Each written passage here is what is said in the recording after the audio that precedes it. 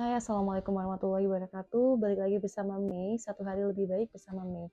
Oke, jadi aku mengenal journaling itu sejak tahun 2022 dan aku sangat antusias banget ketika mempelajari journaling. Kebetulan aku anaknya cukup ekstrovert dan aku cukup cukup pada saat waktu belum mengenal journaling, aku masih sering overthinking, aku masih sering kayak ngeluapin ide, tapi aku bingung harus gimana gitu. Jadi aku memiliki banyak ide, misalkan jam ini ideku apa, jam ini ideku apa, lalu aku suka bingung aku harus ngapain. Dan akhirnya aku ketemu salah satu channel saat itu yang menjelaskan tentang manfaat journaling.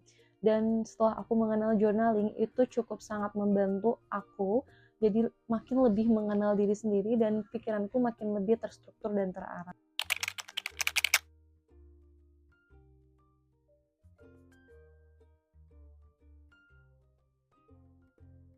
Dan ini dia buku-buku aku yang membantu aku untuk journaling. Jadi aku ada buku tertentu. Kalau ini untuk kayak misalkan mimpi-mimpi aku yang di masa depan aku mau apa, dan ini adalah bisa dibilang buku scripting, journaling scripting aku kayak misalkan manifest-manifest yang aku mau di tahun ini.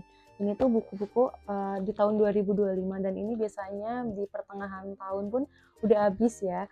Cuman sayangnya yang buku tahun 2024, 2023 udah aku simpen di tempat yang mungkin orang nggak akan tahu gitu.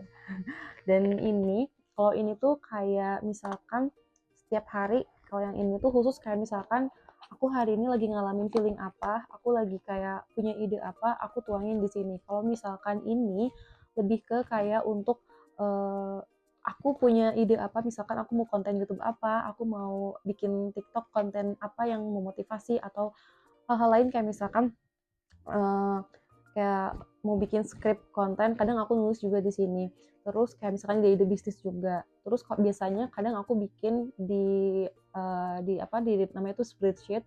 Di spreadsheet itu kayak bank konten gitu, cuman itu kayak lebih untuk yang finalisasinya. Jadi semua ide-ide itu aku tulis di sini dulu, baru setelah finalisasi aku lanjut ditulis di bank konten. Nanti next aku share bank konten seperti apa yang aku selalu buat dan siapa tahu memotivasi untuk kalian juga. Dan kalau ini tuh lebih ke kayak aku mau misalkan mau beli apa besok atau apa, aku tulis di sini kayak gitu, jadi biar nggak lupa. Jadi benar-benar sangat membantu aku. Kadang aku juga namanya manusia ada keterbatasan, aku kadang pelupa juga gitu. Makin kita dewasa ini kita itu kan makin mengurangi intensitas untuk curhat sama sesama manusia ataupun sekalipun teman. Tapi kalau udah nggak kuat banget, kita paling curhat sama ibu atau sama teman atau sama kakak yang benar-benar kita bisa percaya gitu. Tetapi kayak untuk aku pribadi, dulu itu aku sering banget curhat sama teman, curhat sama orang yang aku ngerasanya aku lebih oversharing dan ujung-ujungnya aku drain energi. Dan ada beberapa mungkin teman yang kurang amanah sehingga rahasia kita atau apa diketahui oleh orang lain juga. Nah, semakin kesini aku semakin menyadari bahwa semakin aku kayak udah cukup cerita sama Allah aja, sama penciptaku, dan setelah itu supaya aku lebih plong dan bener-bener aku tulis apa yang aku rasain, what I feel, dan aku bener-bener tiba-tiba setelah itu tuh aku selalu nemuin solusi. Dan itu manfaat journaling itu sangat berimpact banget di kehidupan aku saat ini. Dan setelah itu saat itu aku juga punya temen yang memang ternyata memiliki sama struggle, yang lagi struggle juga sama aku, dan ternyata dia juga punya habit journaling. Akhirnya dari situ kita saling sharing, dari situ kita saling belajar, dan akhirnya lebih merasa kayak ada temen yang wah kita sama-sama journaling nih.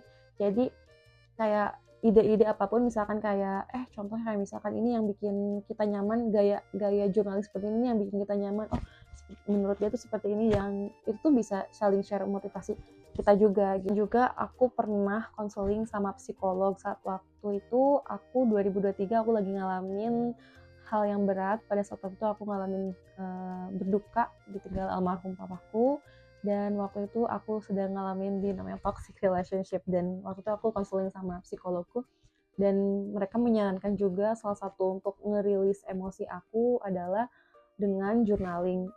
Jadi saat itu aku benar-benar trust issue sama siapapun untuk curhat cerita, ya selain ke orang tua, selain ke kakak gitu kan. Tapi tetap merasa kayak aku butuh ruang untuk benar-benar aku nyaman, aku harus tahu nih kayak misalkan untuk mengeluarkan emosi atau pikiran-pikiranku yang kusut itu enaknya pakai cara apa ya, ternyata journaling adalah satu metode untuk ngerilis emosi-emosi aku dan hal-hal yang buat aku gak enak, hal yang bikin aku nyaman, kayak gitu. Tapi menurut aku, kamu tuh harus suka dulu sama journaling itu.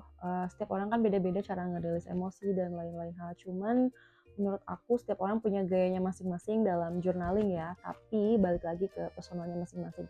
Tapi yang aku rasa, aku benar-benar sangat terbantu banget dengan metode journaling ini untuk aku kayak lebih wise, kayak lebih calmness gitu, dan akhirnya kayak aku tahu apa yang aku mau, apa yang aku benar-benar hal ini buat aku nyaman dan hal ini tuh buat aku nggak nyaman. Jadi dari situ aku merasa kayak aku menemukan diri aku jauh lebih dalam. Oh ternyata diri aku tuh seperti ini ya. Ketika aku lagi masa-masa terpuruk itu, journaling ini biasanya aku setiap hari selalu melakukan journaling, bener-bener rajin banget setiap hari. Kadang sampai misalkan di jam-jam tertentu, jadi aku selalu bawa buku itu kemanapun aku pergi gitu. Kadang berat sih memang di tas gitu kan, tapi aku ngerasa kayak kalau misalkan aku journaling di HP juga kan ada ya jurnal, tapi aku ngerasa kayak aku takut itu hilang, aku takut, pokoknya kayak aku nggak tahu, aku lebih nyaman sama buku walaupun memang effort harus nulis, tapi itu tuh adalah ya itu bagian dari proses itu gitu, dan aku menyenangi proses itu gitu, dan itu udah berlangsung dari sejak tahun 2023 sampai saat ini. Journaling yang aku terapin dalam keseharian aku itu udah kayak menjadi rutinitas wajib buat aku. Kayak misalkan aku journaling itu di malam hari setelah pulang kerja atau di pagi hari sebelum aku berangkat kerja, kayak misalkan di dini hari itu misalkan di subuh atau enggak di after tahajud, biasanya seperti itu. Kalau misalkan aku selalu bawa buku tuh 2 kemanapun, yaitu buku scripting sama buku journaling kayak apa aja yang aku tulis gitu. Nah, biasanya kalau aku lagi kerja tiba-tiba aku muncul ide atau apa, aku tuh bener-bener langsung tulis di buku journaling aku yang satu lagi. Tapi kalau memang kalau buku-buku scripting manifest itu, aku setiap hari selalu aku tulis apa yang aku mau gitu loh. Jadi kayak kalau misalkan yang si scripting itu sama manifest itu ditulisnya memang khusus kayak di sebelum tidur biasanya. Tapi kalau misalkan yang si journaling yang untuk nulis apapun itu biasanya aku di kapan aja gitu, nggak ada runtutan waktu yang harus di jam-jam sekian gitu.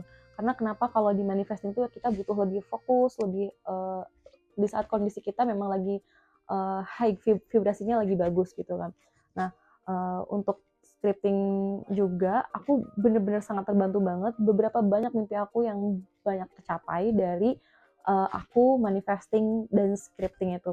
Jadi misalkan aku mau tahun ini aku mau ABCD, di bulan ini aku mau achieve goals ini, dan itu tuh benar terjadi dari kayak aku nulis gitu kan, dengan secara nulis kan otomatis aku bener-bener ada rasa kayak oh aku ingin berusaha gitu, dan selebihnya kan kayak aku di touch ya, selebihnya ya pasrah sama Allah gitu kan, apapun yang terjadi gitu, yang penting kita udah berusaha semaksimal mungkin.